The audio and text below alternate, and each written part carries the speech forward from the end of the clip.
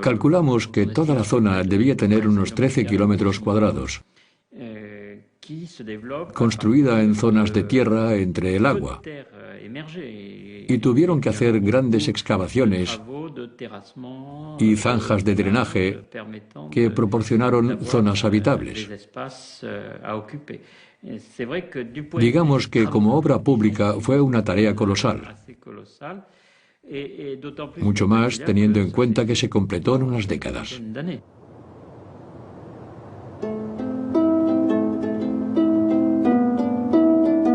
Los aztecas que se instalaron en esta región pantanosa tenían muy poca tierra cultivable, pero consiguieron sacarle el máximo rendimiento al ambiente para alimentar a los miles de habitantes que vivían en la capital.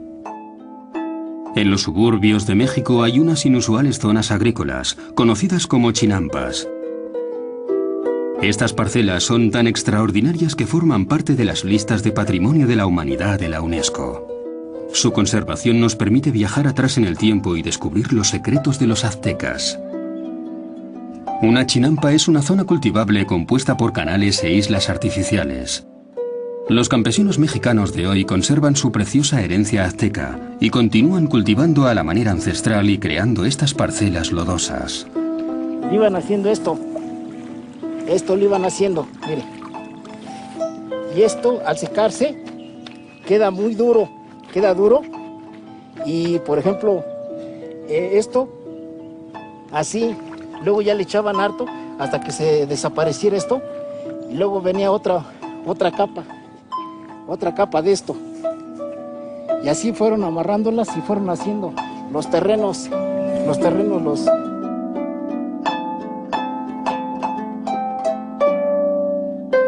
Estos huertos flotantes, construidos alrededor de la ciudad, pueden alimentar a una población de varios miles de personas. Esta técnica es muy productiva. La riqueza del suelo, la abundancia de agua y de lodo y la luz del sol garantizan 4 recolecciones anuales de diferentes cosechas. El cultivo de las chinampas duplica el rendimiento y la producción del suelo.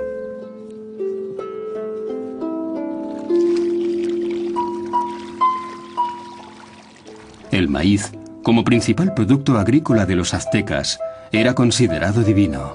Su dios era Centeotl y su diosa era Chilonen. Se les ofrecían sacrificios de mujeres jóvenes. Para garantizar la calidad de las cosechas eran decapitadas, igual que cortaban las panochas.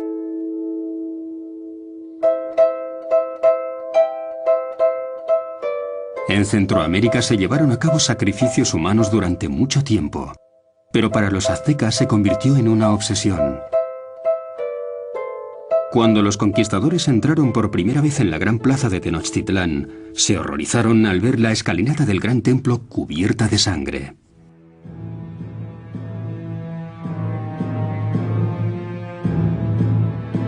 Al conquistar la ciudad destruyeron el templo, pero las excavaciones arqueológicas han revelado un edificio interior aún más antiguo, una réplica en miniatura del gran templo. Sobre una plataforma hay una piedra negra, el altar de los sacrificios.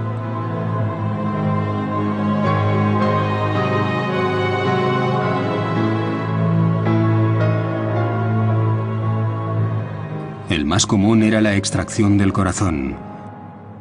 Tendían a la víctima en la piedra del sacrificio y la sujetaban 4 hombres. El sacerdote le abría el pecho con un cuchillo, le arrancaba el corazón aún palpitante y le ofrecía un sol sediento de sangre. El cuerpo de la víctima se lanzaba por las escaleras de la pirámide y era devuelto a la tierra. El corazón se colocaba en esta estatua, Chacmol.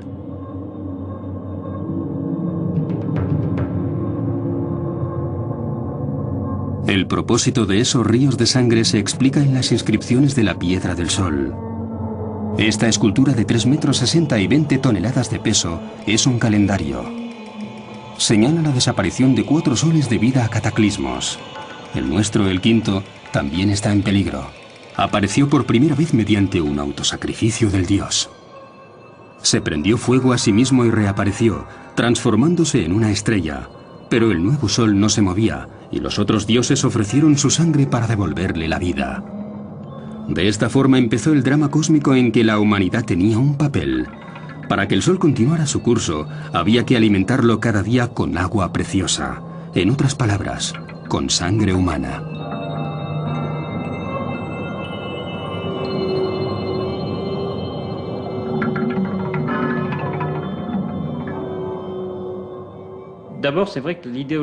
Es cierto que en lo que concierne a los sacrificios humanos, la ideología de los aztecas tenía mucha fuerza. Era la piedra angular en la construcción de su identidad y en el papel que se dieron a sí mismos en el mundo.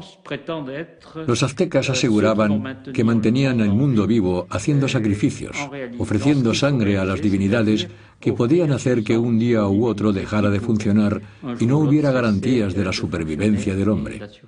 Esta es la parte de la ideología dominante. Yo creo que el éxito de un sistema político y la expansión de un imperio llevan a ese tipo de sacrificios que hemos visto en ciertas épocas. Era por la necesidad de superar lo que se había perdido anteriormente, para asegurar que el sistema continuara desarrollándose. En 1487, el emperador Ahuitzotl celebró la renovación del Gran Templo. La ceremonia fue impresionante. Sobre el ara del sacrificio, los sacerdotes abrieron el pecho a una interminable procesión de cautivos. La inauguración se llevó la vida a 10.000 personas, tal vez más. El imperio estaba en el apogeo de su poder. Desde 1440 los aztecas habían llevado a cabo una gran campaña de expansión y conquistaron por la fuerza las tribus que vivían en la meseta mexicana. En 1520 gobernaban un imperio que cubría 200.000 kilómetros cuadrados. Poco antes de la invasión de los españoles incluía 38 provincias y todas estaban obligadas a pagar un alto tributo. Los aztecas impusieron su dominio por medio del terror. Lo que interesaba a los aztecas, y lo vemos por medio de su gran arquitectura que representa su imperio, era el control de varios territorios, y concretamente de las tribus, para obtener riquezas y el reconocimiento de una autoridad superior. Pero no los ocuparon físicamente, lo que hubiera supuesto el consiguiente movimiento de población y la colonización de una zona tan enorme. Llevaban a cabo ataques rápidos,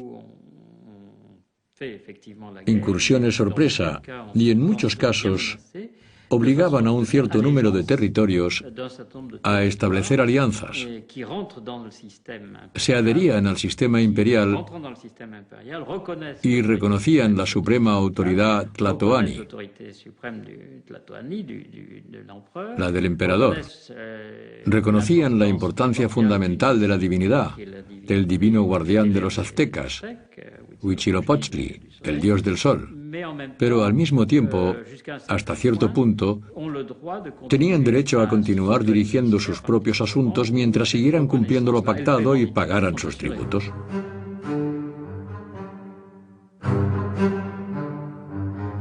Las campañas de los aztecas eran despiadadas.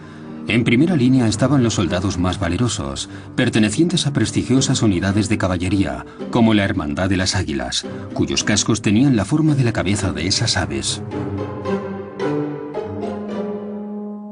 Una interminable fila de porteadores transportaban los tributos a la capital, donde eran minuciosamente registrados. Se han hallado parte de esas cuentas en varios manuscritos. Los imperios subyugados entregaban cada año toneladas de alimentos, algodón, tejidos, plumas ornamentales y una impresionante cantidad de objetos preciosos. El pueblo no tenía derechos, trabajaba para sus nuevos amos y se veía reducido a la esclavitud o convertido en víctima de sacrificios. A pesar de la continua expansión del imperio, que duró más de 2 siglos, no se suavizaron las tensiones internas. Tenochtitlán era el escaparate de los aztecas y su poder pedía un alto precio.